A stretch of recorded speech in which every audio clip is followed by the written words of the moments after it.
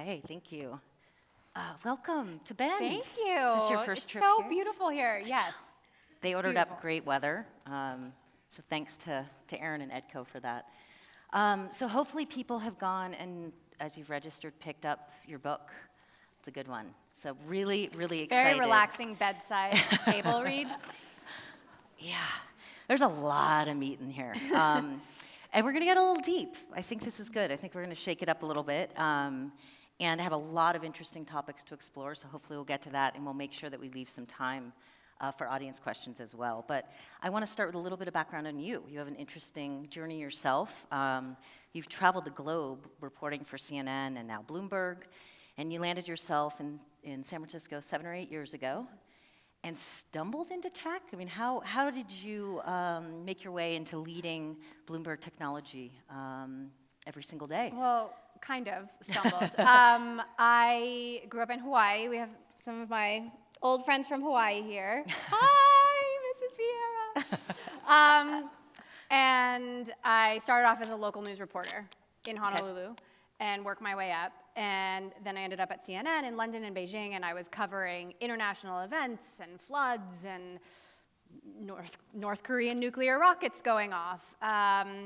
And then Bloomberg reached out and said they wanted to launch a tech show in San Francisco, and did I want to be part of it? And at first I thought, you know, I'd covered sort of global business trends, but tech was a niche. Right. And obviously I'd used tech as a consumer, and there were some interesting things happening with tech in China. Facebook had just gotten shut down, and Twitter had gotten shut down, and Google had left the country. So this was 8 years ago. And, you know, I decided to take advantage of the opportunity. And as soon as I got to the Bay Area, I realized what an incredible opportunity it was. Yeah. It was, you know, 2010, tech was really the one part of the economy that was still growing and creating jobs, and I was on the front lines of these people who were changing the world. Right. And so it's just been an incredible ride. Awesome, excellent. And in addition to reporting, you decided it was time to stop and write a book. So Brotopia, Breaking Up the Boys Club of Silicon Valley, which was released earlier this year, I think? Yep. February? February. It's extremely timely. I think none of us could really argue with that. And yet it's a bit controversial. There was a teaser article in January in Vanity Fair, and I have to say I love the title. It said, at quote, "Oh my God, this is so," excuse the word, effed up. You focus on the toxic... Who doesn't want to read that? I mean, I was like, I'm flipping through, holy cow. And it is. The focus of you focus on the toxic culture of power, money, and sexism in Silicon Valley, and yet it's a much broader cultural issue beyond Silicon Valley that's largely left women out of the greatest wealth creation in the history of the world. And as you've noted, the conversation needs to happen, so we're going to do it here in little old Bend, Oregon today. I'm curious, what inspired you to pull back what is honestly a really dark curtain and write about women in Silicon Valley? Yeah, well, I was in a very interesting position because my day job relies on getting prominent people in the tech industry to come on the show and speak to me. Right. And for the first few years, I was just trying to convince people to pick up the phone. And so, you know, as the show started to grow, you know, I started to realize, wow, there really are no women. I mean, there were so few female venture capitalists, female CEOs, female entrepreneurs, and no one was talking about it. And, you know, I think the statistics always bear worth repeating because it's a reminder of where we are. Women hold 20% of jobs across the tech industry. They account for 7 to 8% of venture capitalists. Women-led companies get just 2% of funding. By the way, I was up in Seattle, and some of the folks in Seattle were like, well, we couldn't possibly be that bad. But in Seattle, it's closer to 1% of funding. You know, so this is an industry-wide problem. And so I started becoming a little bit more bold about the questions I was asking, and I would say, you know, what are you doing about this? You know, and it's not just women, you know, minorities, people of different genders, sexualities are very underrepresented in the tech industry. And this is an industry that's supposed to be changing the world, and it's making products for everyone, and therefore it makes sense that all voices should be represented among the people who are building those products. And normally I'd get very politically correct answers. Yep. Often you'd have women get off the set if it was a female investor, and then they would spill it, Right. what they really thought. But nobody was saying that kind of thing Out loud. in front of the camera. Yeah. And then at the end of 2015, I interviewed a very prominent venture capitalist. They had no women at their US firm at the time. And I said, so what are you doing about this? What do you think your responsibility is to hire more women? And I wasn't trying to trap him in any way. I expected the typical boring politically correct response. But instead, he said, well, we're looking very hard, but we're not prepared to lower our standards. Chapter 5, also, it's page, I know the page number, it's approximately page 1, no, but I mean, it's true. This is on camera, so you can go back, you can find the link, you can watch it for yourself. Yeah. And even if we judge him on this firm's actions, not on what he said, maybe he didn't mean it quite that way. This is a firm that in 44 years couldn't find a single woman to meet their very high standards. And so for me, that was kind of a, let's call Time to do BS it. Yeah, on this. time to do it. Yeah. Okay. You mentioned the statistics. I'm going to point out one more. 9% of venture capitalists, so I'm one of them. That's a whopping 170 females at firms that are 25 million or over with check writing power in the United States. You subtract me, there are 169 others. I can know all their first names. That seems really wrong. Right, and some firms will claim, well, look at all these women, but they can't actually write checks. That's right. So there's definitely an issue. And I think what was most meaningful for me in your book was the overarching theme of the book is that innovation is fueled by diversity. And not just men and women, but different backgrounds and different educations and cultures. So you call out the massive inequity and barriers to getting there. What do you think are the biggest obstacles to leveling the playing field? Can we level the playing field, gender aside, to truly create diversity in the startup ecosystem? So first of all, I absolutely believe we can. I wouldn't be doing this every day and talking about this every day if I didn't believe we can. I mean, I think if we can build self-driving cars and rockets to Mars and connect the world, like we can hire more women and pay them fairly and fund their ideas. So we can do it. It's just a matter of, do we have the will and do we know how? And I think the biggest problem is people hire people like us, people hire people who look like them, who fit a certain stereotype or, check off certain boxes when, the stereotype is very narrow and actually doesn't, necessarily, you don't necessarily need to have those qualifications to succeed. People of other qualifications can succeed. And this particular investor who I just singled out actually was a journalist at the beginning of his career, was not a technologist, did not study computer science. He got a big break. And yet the reason he said they couldn't find enough women was because not enough women are studying computer science. And so, there are all different kinds of people who can make good investors. And so I think it's about widening the idea of who can do this job, number one. And then, I can get very specific. Who does the responsibility, does it fall on us as investors, as those in the audience of LPs, entrepreneurs, women ourselves? I mean, who needs to make the first step to start to make progress? Everybody. I mean, I think it's everybody's responsibility. We have come so far in the last year just by women speaking up. And I think that has been important, but it's not all on women. Men need to be part of this too. Men need to be part of these conversations and want this too. Not because it's the right thing to do, which it is, but because it's the smart thing to do. So I'll give you an example of Redfin, which is a Seattle-based tech company, and 3 years ago they had no female engineers, and they hired a CTO who happened to be a woman, and she worked really hard over the last 3 years to create a system of fairness, a better interviewing system, a better review and feedback system, and what they started to do was hire women who came from non-traditional backgrounds. So maybe they came from a code academy. They would take these women who didn't necessarily have the technical skills that they would have liked. Right. They trained them in-house, and then they siphoned them off to different parts of the organization. And they found several examples where having more women on the team actually led them to make more money. So one specific example, they'd been trying for many years to automate their tours, real estate tours. And 60% of the real estate agents were female. Many of them didn't have college degrees. And often the engineers at Redfin would kind of ignore their problems because they just didn't quite understand. When they diversified the engineering team, there started to be this sort of more sympathy and more sort of symbiosis, and they managed to finally automate the touring program, and they made $30 million.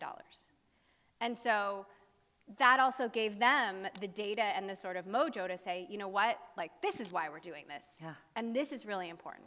Interesting. Two comments on that to dive a little deeper. So think back to 2008, massive out of whack price to earnings ratios.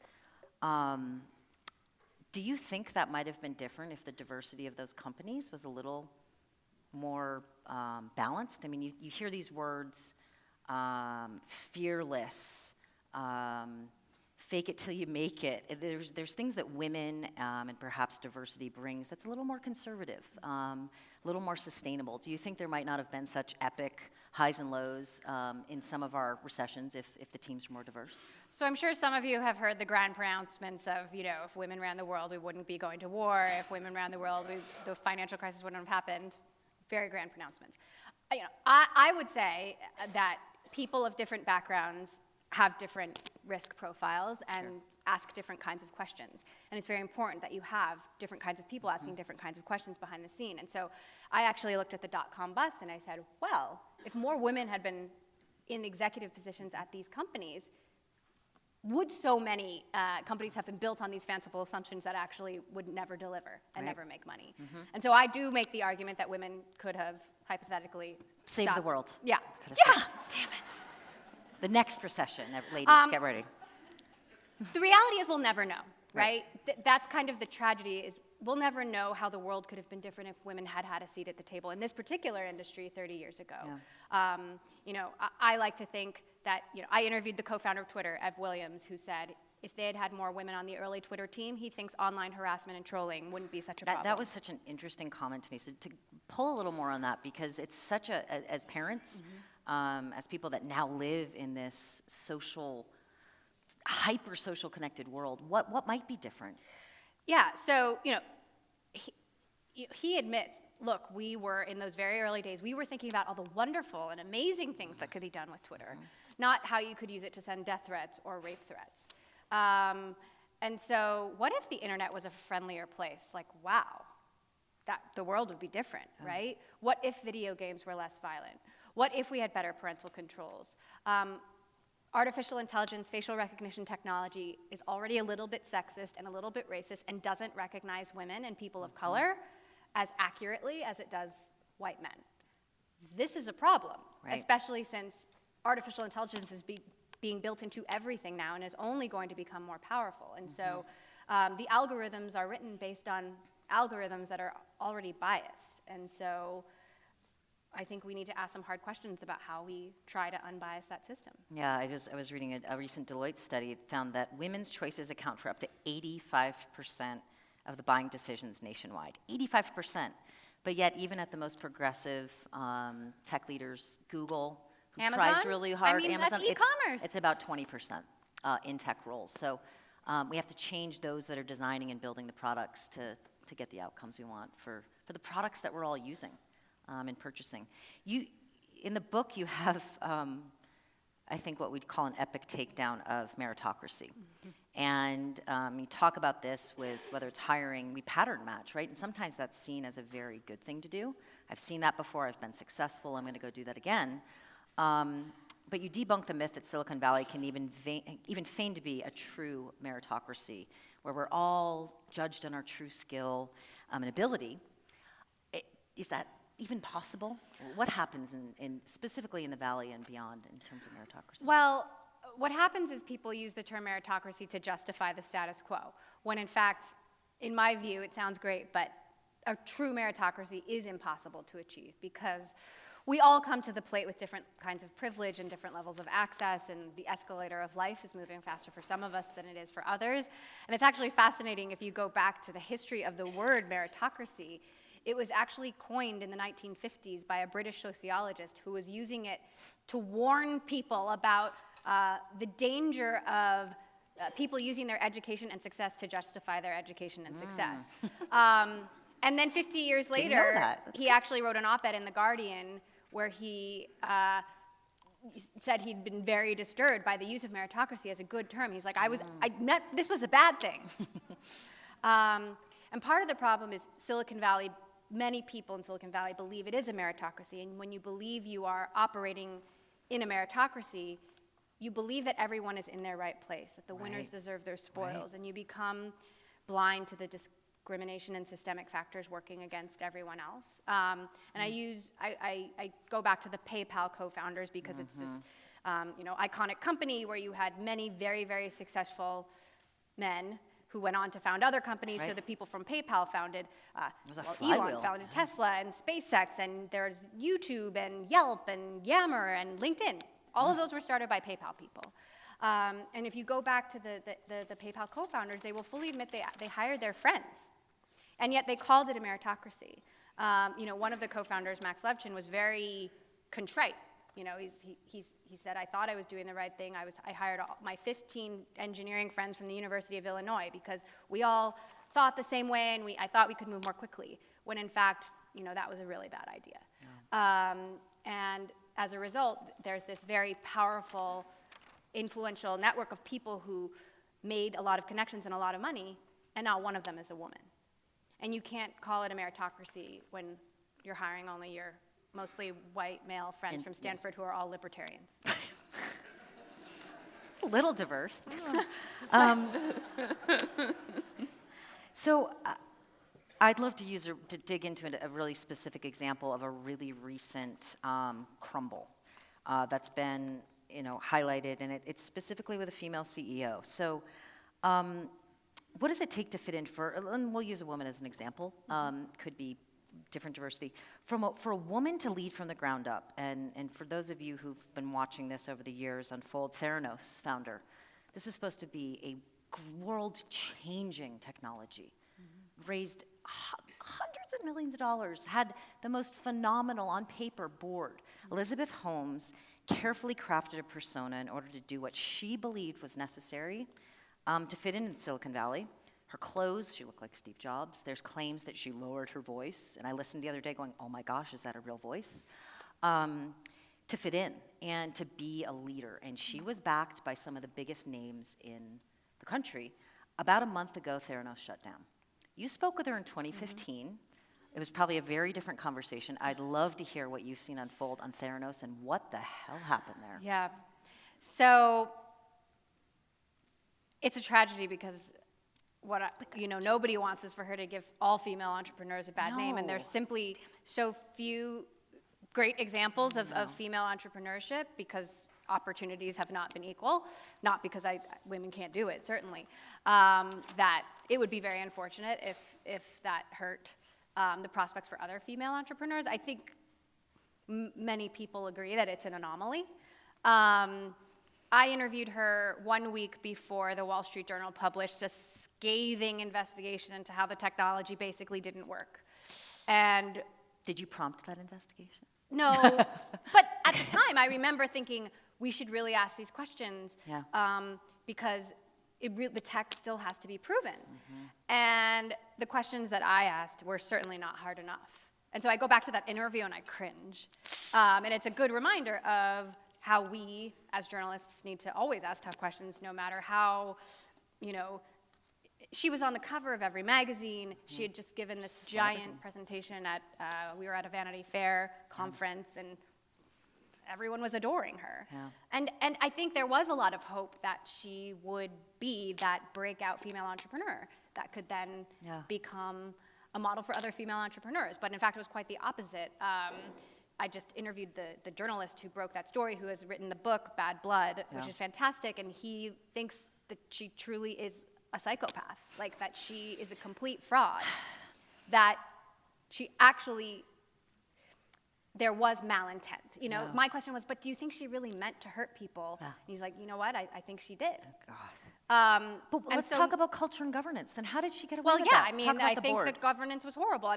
Most of the investors were not typical Silicon Valley investors, and they didn't understand the technology. and they didn't ask the right questions. Dangerous.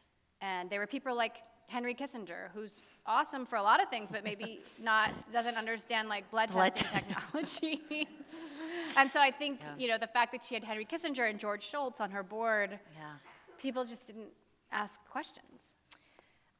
Let's stick on that because we see this a lot as investors. I mean, one of the things we say is, well, you're going to take money from someone, you're getting married, and it's not a flip and get divorced in a year. It's a long marriage, and you're building your culture from day one. And Silicon Valley is a great example of, companies are staying private a lot longer. They're not under the lens of the public eye.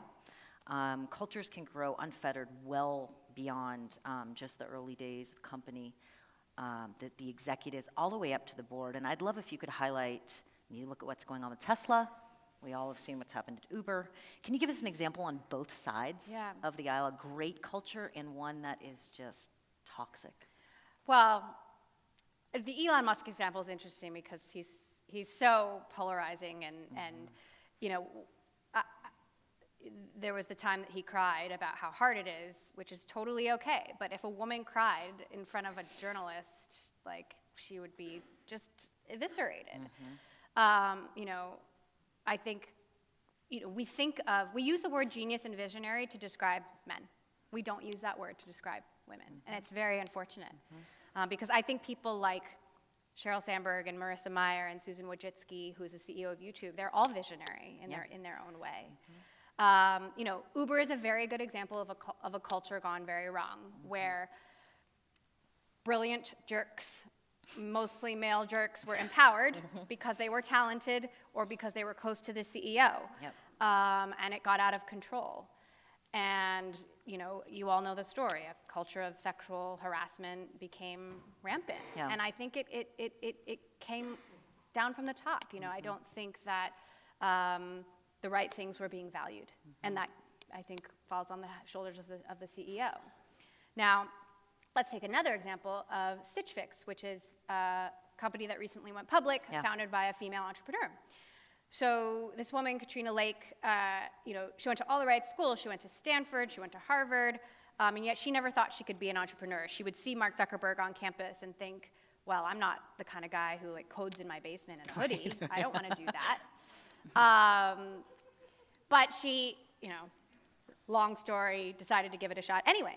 And she started this company, which is now called Stitch Fix, which involves sending boxes of styled clothes to people on demand. So they have it for men, women, maternity, plus size, kids now. But in those early days, she got an early seed investment, and then she had 50 investors tell her no in a row. And yet the business was growing, and she was like, but don't you see the business is growing? These customers keep coming back. And investors would say to her, but I only make 2 investments a year, and I really I just can't get excited about it. And she was like, look, I want you to be excited about it, and I understand that, maybe you can't get excited about women's clothes. It was women's clothes early on, but at the same time, she saw all of these investors investing in T-ball apps, and she thought to herself, like, is that really a huge opportunity, or is that just what you want to do on the weekends? And so she ended up getting her Series B from Bill Gurley, very accomplished venture capitalist, and just went public at a $2 billion valuation. And so all of those investors who said no missed out and made a mistake, probably because they didn't see it, probably because most of them were men, and because she was a woman. I'll say it. You said it. And I'm actually going to ask you, I'll just make a quote real quick. I interviewed and spoke with Maha Ibrahim, who's a really amazing female investor with Canaan Partners.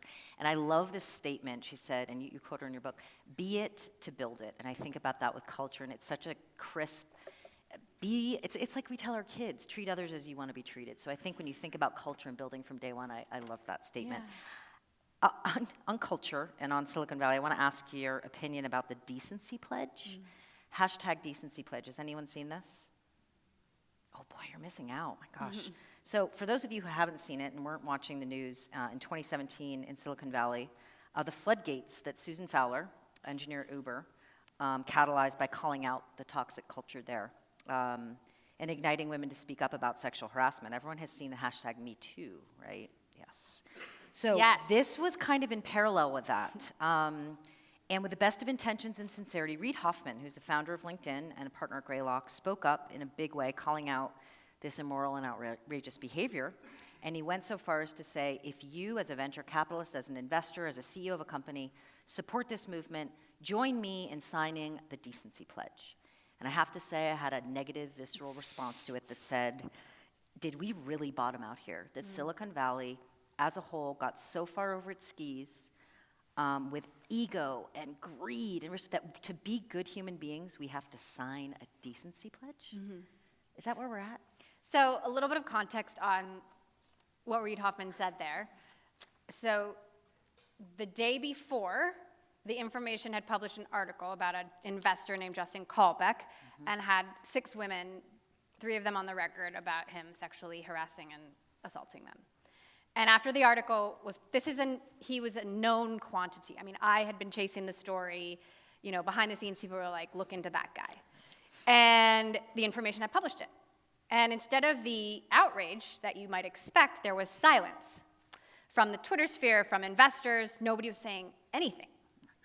And Reid Hoffman was the first to speak up from the male venture capital community.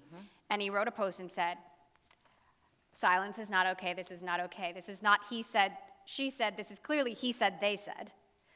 And he was calling on the industry to not tolerate or turn a blind eye to that kind of behavior. Okay. One of the ways he thought might be good to express your commitment to this was to write #take Decency Pledge in a tweet, which was, I Good agree. intentions. Good, but it was well-intentioned, and I Yes. actually truly believe he was well-intentioned. But yes, just saying #Decency Pledge doesn't mean you're decent, and is kind of ridiculous that we have to do that in order to Well, demonstrate our level of decency. Let's Yeah. demonstrate decency in our actions. Yeah. He kind of took it back. But how do we make sure this pendulum doesn't swing too far? So I work with a group of phenomenal men as partners, and I don't want any one of us to be put in these stereotypical boxes. I don't want to walk in the room and be the woman in the room. I just want to be a person at the table. I don't want women to hate men, and I don't want men to be afraid to interact with us as women or anyone of color, of diversity. So how do we balance this out and work together? Because diversity matters. We've got to move forward. But how do we not go so far that it's more divisive and more separating out? Well, there's a little bit of a chicken and the egg thing. So in order for you to not be the woman in the room, there has to be more women in the room, right? And men are in positions of power to help get those women in the room, right? So we really need the numbers to materially change. And I think, if we're talking about venture capitalists, like it's time's up. Like go find some talented women because they are out there. That said, I know that people are feeling uncomfortable and scared and like maybe they want to talk about it, but they don't want to say the wrong thing. And gosh, everyone's just jumping on. And I do think to a certain extent some of that is a little dangerous. Like we need to be more understanding. We need to realize these conversations are going to be uncomfortable. We need to give people the freedom to say things that might, make us all feel a little, but ultimately with knowing that it's going to get us to a better place. That said, I think the pendulum has been so far in the wrong direction that it's going to take a little bit of that to shake things up. Men absolutely need to be part of these conversations. Mentorship and advocacy, that is something that men and women can do. Like if you see someone who's not getting an opportunity that you believe deserves one, say something. Like, I actually think we should give her a shot. Or if you see someone getting interrupted in a meeting, you know what, I just want to hear what she has to say. It doesn't need to be mean or like some big thing, but I do think that those small demonstrations of support can really go a long way. I love that. What's the most surprising thing you learned in the reporting process? The smoking gun. So the smoking gun for me actually goes back to 1970, circa 1970. So in the early days of the tech industry, women actually played a very big role. So they were programming computers for the military and programming computers for NASA. And it really was like the movie Hidden Figures, but industry-wide. And then in the 60s and 70s, as the tech industry was starting to explode, they were so desperate for new talent that they started to do personality tests and aptitude tests to identify good programmers.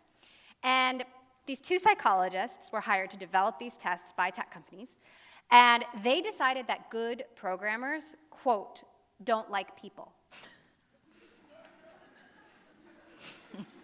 So if you look for people who don't like people, that shuts out a lot of people. A lot of people. It's true. And Simple. also, you know, there's no research to support the idea that people who don't like people are better at this job than people who do, or that men are better at this job than women. Yeah. In fact, there's a great argument to be made that we need people who like people to be doing this job because they're trying to solve the problems of billions and billions of users. And so women were there. But these tests ultimately profiled and pushed women out. And so in 1984, you had women earning 37% of computer science degrees. That has since plummeted to 18%, where it's been flat for the last decade. And so there is a pipeline problem, but in my view, the tech industry created the pipeline problem, and the tech industry is reinforcing the pipeline problem to this day. And it is not okay to say, oh, it's a pipeline problem, or oh, I'm looking, but I can't. This isn't my problem. Well, actually, it is your problem. It's everybody's problem. I mean, I hear a lot of people say, well, I'm so glad you're doing this. I have daughters. I really want them to be able to succeed in this industry. And yes, amen. Yeah. I have 3 sons. I think their lives will be better in a more equal world. You have sons too. So you have 3 sons. I have 2 young boys. We were talking backstage. You wrote this book while you were on maternity leave, which I think is great. I don't recommend it. Yeah. Sleepless. There might be a couple errors. How did the book impact your parenting, and what messages do you instill in young men today? Because we want our kids to succeed too, and they're young men. Yeah. Writing a book is the hardest thing I've ever done. It's harder than having 3 children. It's harder than doing a live television show every day. And I think especially on this topic, which is very emotional and thorny, and it was a minefield. But it's also the most rewarding thing I've ever done. And I knew it would be difficult. I probably didn't know quite how difficult it would be, or I probably wouldn't have thought I could write it on maternity leave. With your 3rd child. With my 3rd child.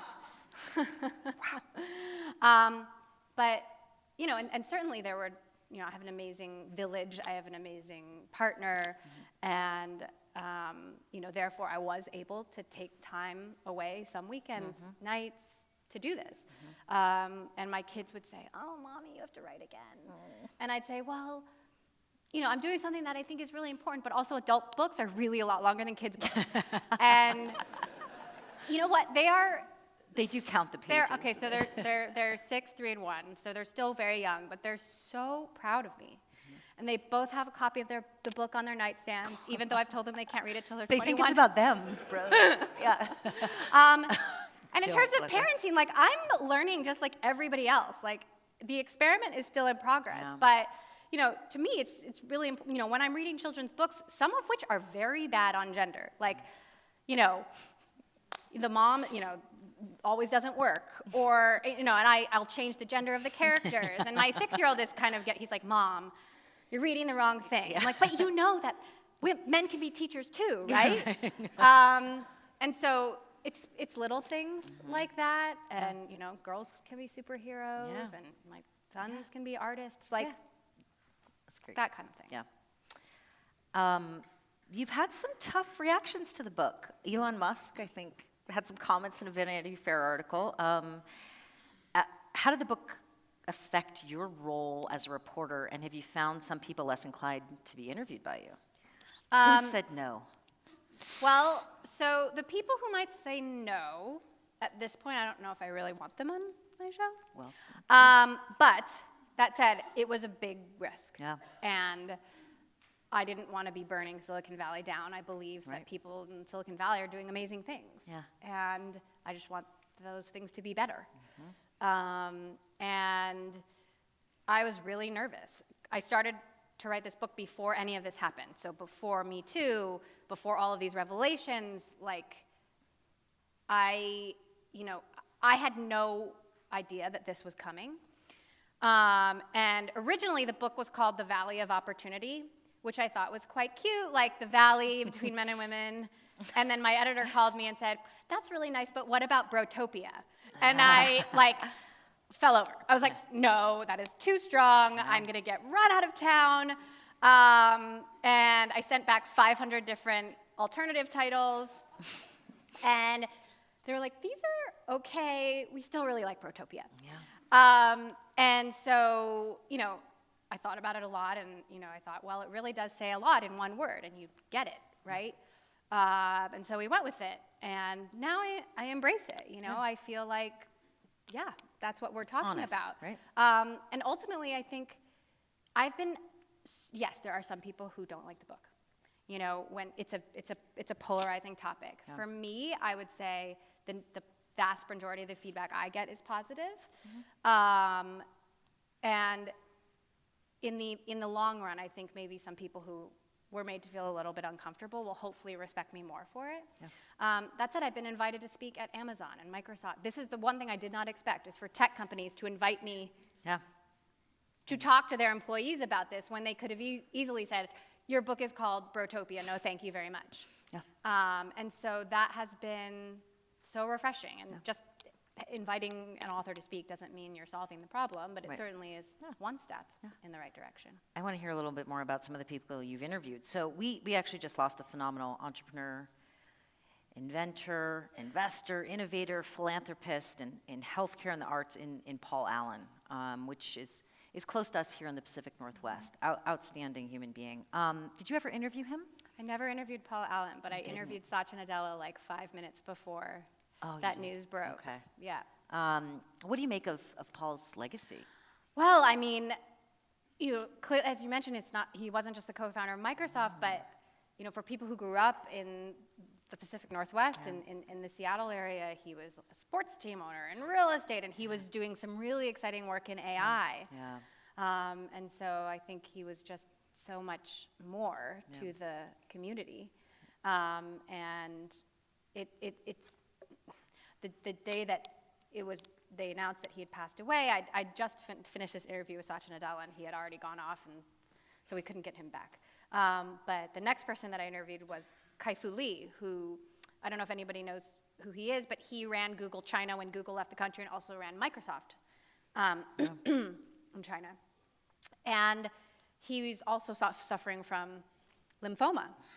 And so he said, well, the tragedy is, if this was in 10 years, I think we might have a cure for lymphoma because of all of the work that's being done, whether it's DNA technology or whatnot, to find a cure. They're actually making great progress. Yeah. And it was certainly a sad notion, but also, wow, there's a lot of exciting work being done, especially in that field, and the pace of progress is so fast that maybe in 10 years there will be a cure. Yeah, no, I think we're proud to have someone like Paul's influence in the Pacific Northwest. Who else is on your short list that you'd love to interview that you haven't landed yet?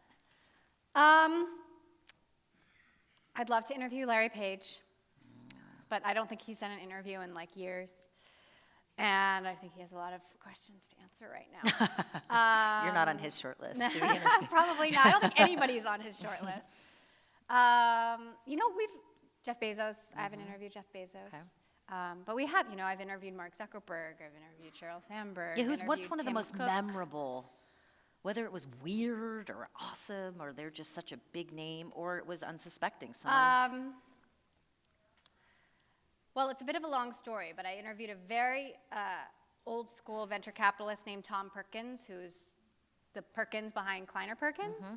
Mm-hmm. And it was the day after he'd written an op-ed in the Wall Street Journal about how he felt that the criticism of, the white upper class was very misplaced, and compared it to the Holocaust.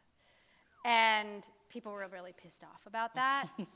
And he came on my show to explain, and unfortunately he only dug his hole deeper. He brought a shovel. And he started talking about his underwater airplane and his cars, and he was wearing a watch that he told me was worth a six-pack of Rolexes. And the reason I bring up that example is because it, to me, is another example of how some people in Silicon Valley, because of the wealth and power that they amass, can become divorced from reality. Yeah. And so I think that, there are some amazing people in Silicon Valley who have created incredible things, but they've also made a lot of money and amassed a lot of power over a very short span of time. And I think that can, at times, come without the same sort of socialization that you might have over the course of a long career and lead to maybe a sense of arrogance and moral exceptionalism, where you really believe you are changing the world and making the world a better place, when actually you're reinforcing many old norms. And if you really do want to change the world, there's a lot of other things that you can do that actually may be easier than building a rocket that can go to Mars. Maybe. Who are you interviewing next? I don't know. Do you know? Every day is different. I mean, I do a live show, so it's like there's 10 guests in every show. Exciting. So, and also I can't talk about it because then I would tip everyone else off. So I have 2 more questions for you, then we're going to turn to the audience. But I'm an investor, and you mentioned this earlier, but whether it's Sequoia, Upfront, True Ventures, there's several journalists turned VCs, so maybe that's your next career. But where do I place my next bet? What tech are you? What do you want? You see this every I want to ask you that single day. question. I'm not allowed to say. I'm never looking for new deals. No, I'm kidding. No, I think artificial intelligence and machine learning is going to be infiltrating every industry. So it's about looking at industries that haven't been disrupted as much as they could be. Like, at healthcare, I think, education. People are really excited about cryptocurrency and blockchain right now. Those are actually 2 different things. I think blockchain could be very powerful. It remains to be seen how. And my hope is that green technology will actually become a good bet. I mean, we haven't really seen a unicorn green tech, clean tech company, but with the new stats about climate change and how the Earth is going to be even warmer in a shorter period of time, I feel like there's a technological solution there. I mean, there's talk about carbon capture and all these things, but no one's really cracked that nut. And so certainly if someone could, it would be huge. Look under that rock. Someone ask you one more question. So we sit here in Bend, in the Pacific Northwest, outside of Silicon Valley. And as I was sharing more with you, we have a bubbling ecosystem. People moving here every day. We've got tech centers. We've got startups. We have this big venture conference going on. These are evolving ecosystems outside of what you would classically think of Silicon Valley, New York, Boston. If Silicon Valley could start over, what would it look like? And what are some lessons that we can carry forward here? Because we might have an opportunity to build our collective ecosystem differently. Yeah. Well, I rattled off a few things earlier. Maybe the internet would be a friendlier place. But the reality is we'll never know. So I like to look ahead. How could the world look if women have a seat at the table starting now? I believe that so many women never got a chance to start, like the next Google or Facebook or Apple or Twitter, because they didn't look the part. But maybe if we give them those opportunities now, the sky is the limit, right? I think that especially with the rise of artificial intelligence and machine learning, we need to be careful that we're not just pushing technology as far as it can go, but we're also asking the right questions about how far we want it to go, especially if superhuman intelligence is indeed becomes a thing. Like, let's not talk about whether robots are going to take our jobs or what are they actually going to be capable of, but will they share our values, right? It's the optimist would say that tech has the potential to reset these inequalities. The pessimist would say tech is only going to re-enshrine these inequalities. And so that's why I think it is imperative that we have a diverse group of voices around the table, and not just people who are there sitting in a chair, but people who are actually empowered to speak and share their opinion, to make sure that those right questions are getting asked. We'll do that. Are you going to write a follow-up to see how this progresses? Brotopia 2? Woman-topia? I mean, what would it be called? 5 years down the road to see if there's been progress? So once I get over my PTSD, would love to write a second book. I mean, I've been thinking a lot about, well, if this is Brotopia, what is Utopia? Where are there stories of success? Where are there people we can learn from? Where are the bright spots? And that's actually like, that's a hard search. I mean, it's like digging for gold. But every day I hear a new example. You know, I just interviewed the CEO of Coinbase, which is you know, one of the most prominent currency companies in the crypto world right now. And the CEO is he's like, I am making diversity a priority. And so how is he doing that? Well, they've decided that, you know, all jobs, VP level and above, they have to have at least 3 female or candidates that are underrepresented minorities, with the hope that if they get more women and minorities in leadership, that will lead to more in the lower ranks. They, you know, redone their interview questions so that everyone's getting the same set of questions. And they've set, it's called objectives and key results. They've made it an OKR. They talk about it every month, what their targets are. And they're 30% women, 30% women in leadership. He says, well, it's not 50-50, so we have a long way to go, but it's better than the rest of the fintech industry, so we'll take it. And then the last thing he said, you know, I'm sure you've all heard the term culture fit, which I kind of hate, because to me it's a way to exclude people who aren't like you. I like the term culture addition, where you may like your culture, you honor your culture, you have strong values, but you want people who can expand and evolve that. And so he said, if we've accomplished anything, I believe that brilliant jerks don't get hired at Coinbase. Just don't be a jerk. Any of us. I think that's a good one. And that's a pretty good outcome so far. Okay, well, we'll follow, because I'm sure you're going to turn stories over every day. Let's have some audience questions. I can kind of see. I see a lot of hands over here. I don't know where the mics are floating around. Okay.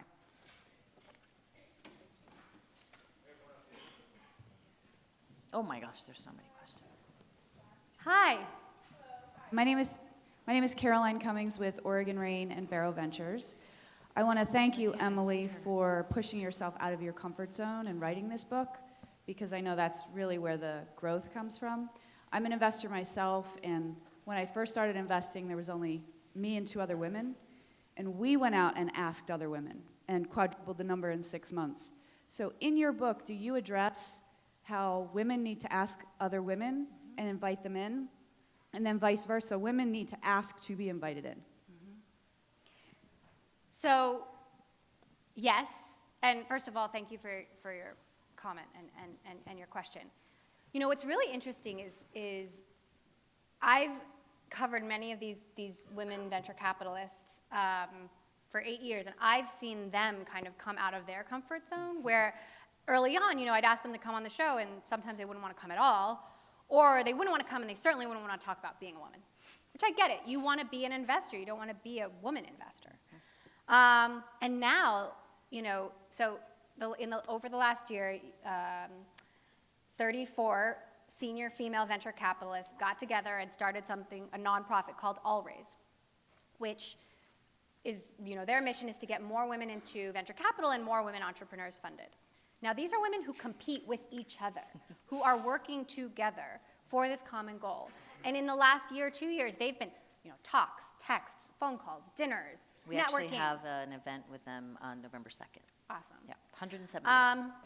And so they started that process of sort of reaching out to each other. Well, like, what can we do? What can we do to be louder? Some of them have been the women who are behind the scenes who've been helping journalists tell these stories about these men in VC who have problematic behavior. And so I've seen this whole arc of like courage from them. And people even like Katrina Lake, the CEO of Stitch Fix, who told me, you know, early on, I didn't want to talk about being a woman entrepreneur, but now I embrace it. And I'll talk about it all the time, because I know how important it is to other women and other people to give them the courage to start something new or to ask those questions that need to be asked. That's good. I'm Nitin Rai. I run a fund called Elevate Capital in Portland, Oregon. I think I might be the only male VC that's intentionally investing in women and people of color. 60% of my portfolio is women. Amen. And question for you is, it took a strong black woman to pull me aside and say, Nitin, you should start a fund. and I did. I never wanted to be a VC. It's all about intentionality, and I think if you're intentional, people will come to you, and that's what happened to me.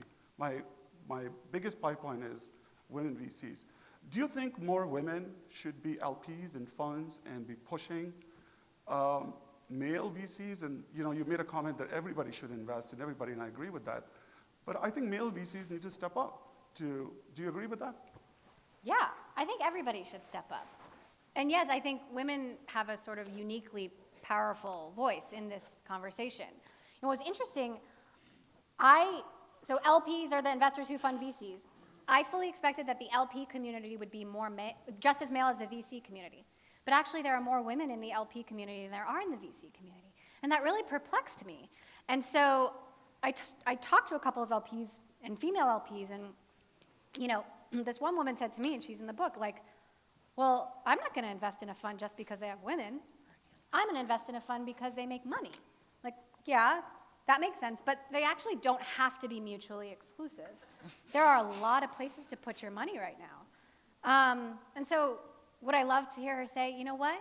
Actually, I'm going to look for diversity as a strength rather than a disadvantage. I think it's a very ridiculous statement because I've talked to some women VCs and they said the same thing. I've talked to my LPs, and I think women need to step up and tell their male VCs that you've got to invest in women. Yeah. Change the partners, bring more partners in that will invest in women. But it's not all on women. Like at this point, in my view, ignorance can only be willful. So the men out there who may be resistant or not realize that it's an imperative, they're missing the boat. Like what planet have they been on for the last year? So this is something that women cannot do alone. Certainly, women have a very powerful voice and they should use it, but men should too. And I'm looking around at some of our angel fund peers who there's a lot more at that level and at the LP, so that's promising, right? That it will rise up in the ranks of professional capital. What do you think about that? Oh, I agree. I mean, yeah, your job is to make money, but if we all see the data, diversity fuels success. So I think it's just, it's foolish to think otherwise. Yeah. So there's an interesting study that I quote in the last chapter of the book that the IMF did of 2 million different companies in Europe. And they found that if you added a woman to an executive team or a board of a male-dominated company, profitability went up by 3 to 8%. Okay, so should women exclusively be running all our companies? No, because once you got to over 60% women, you started to see diminishing returns. And so that really showed that some sort of balance, some sort of diversity is better. Yep. Hi, I'm Bill Inman, and I live here in Bend and work in that's the outdoor microphone. industry. I was like, yeah, what? It's Is a that micro. your Yeah. product? Okay, throw it. So I work. different I come at this from a bit of a different perspective because I work more in a product. Have worked for product companies, and of course, the first female billionaire was Sarah Blakely that founded Spanx, and you used the example of Stitch Fix. So how do you see successful women entrepreneurs that are not in tech sort of fueling what you're trying, or, what we're talking about here, and how to get that sort of cross-pollination where it's, it's not necessarily tech, but it is. She revolutionized women's fit, and which is one of the biggest challenges having worked in the apparel industry. And so it was a technology, but it wasn't what is typically defined as tech. So just kind of comment on that.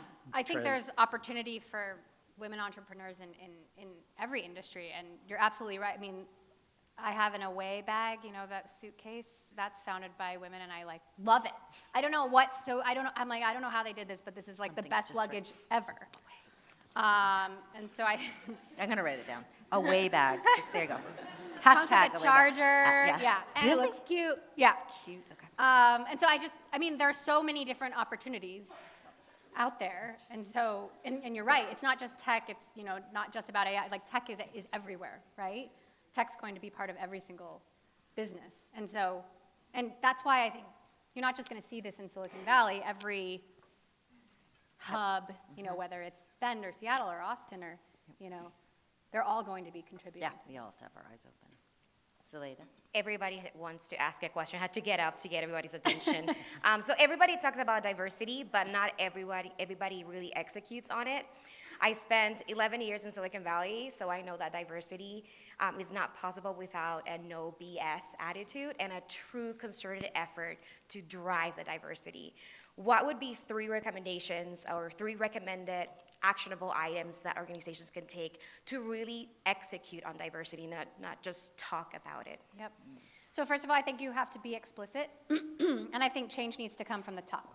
So I think if your leader, your CEO, your founder, you know, top partners in a venture capital firm don't care, this is going to be really hard to accomplish.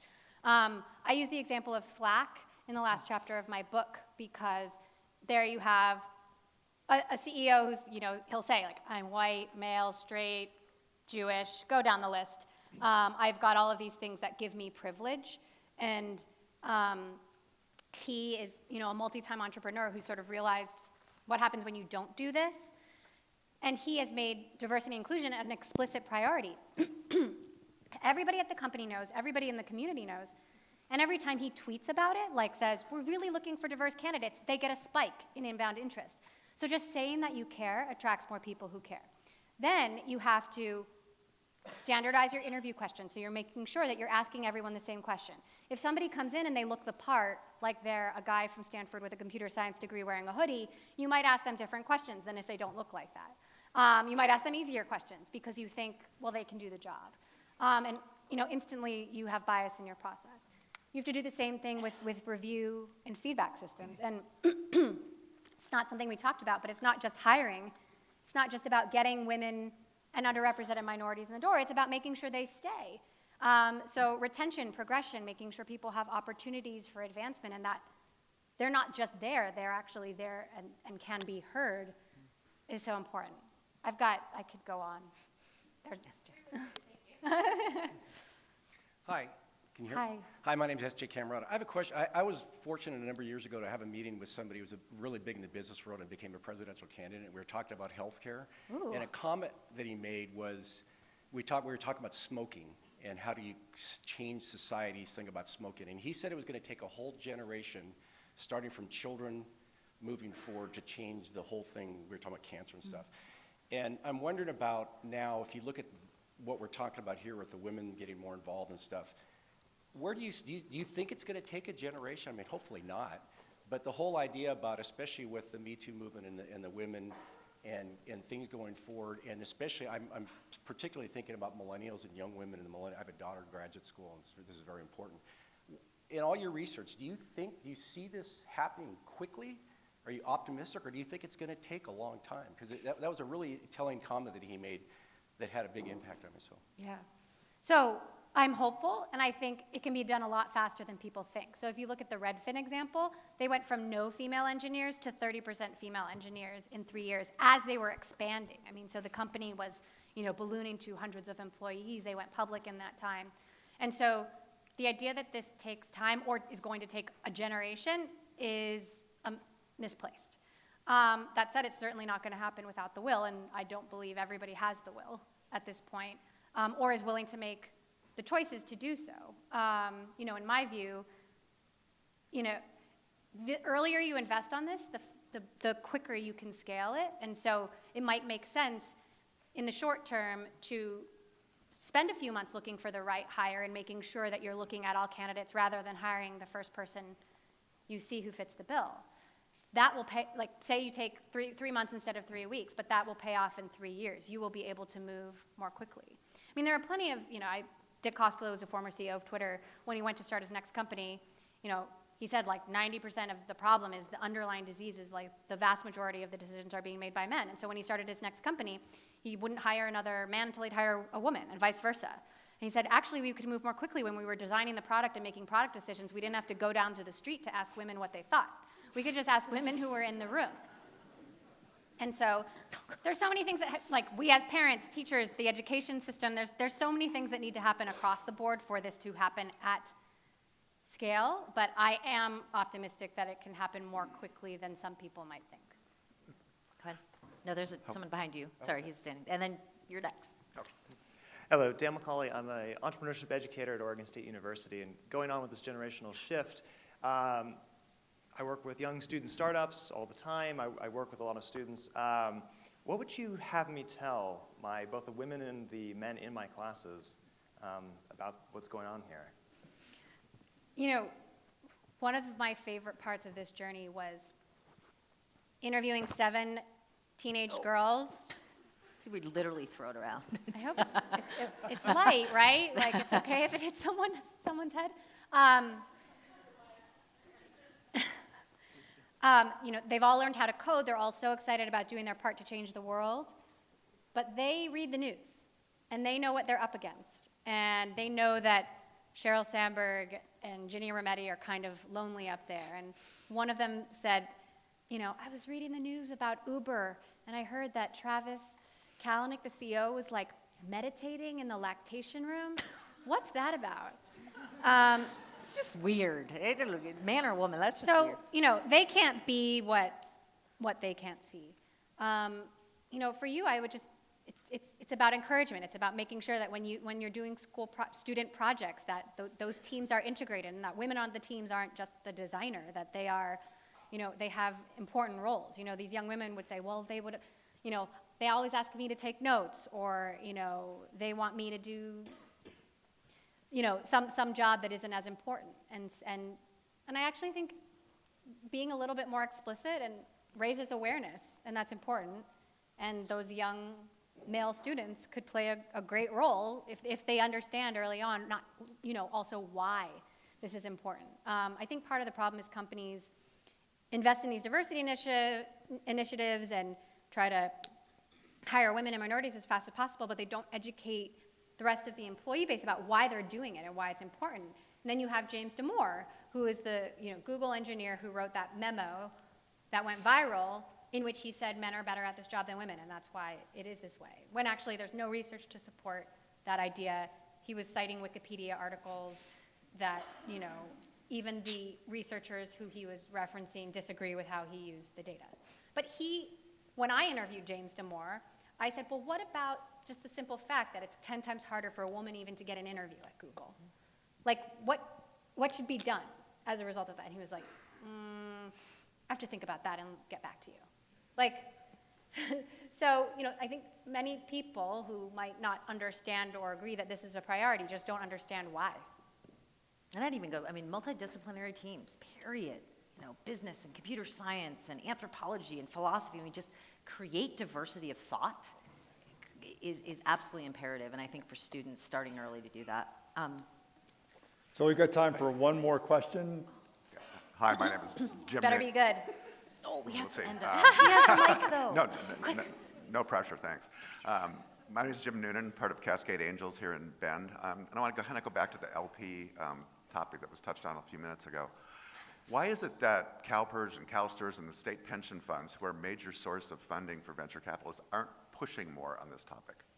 They should be, because this is how it's been for so long. You know, I'm saying this in the context of, California just passed legislation to mandate Right. a certain number of women directors on companies of a certain size, and yet the pension funds won't take initiatives on their own to push on this topic. I find that surprising. I mean, there are a lot of different stakeholders here, and not everybody is moving in the same direction yet.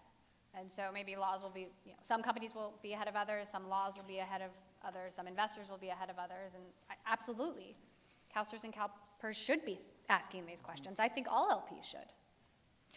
She's going to wrap up. Okay, with one the more. orange box. Yeah. Okay, so on a note of someone that goes around and speaks about accountability and civility in the workplace as part of my job in my company and what I do, I'm kind of shaking bringing this up because we look at this from a global aspect and from a world, you know, a national aspect. But the fact of the matter is a lot of people are saying, yes, we know we need to do this. We need to embrace women. We need to embrace diversity in our workplace, no matter what that looks like, multicultural, multi-age, everything.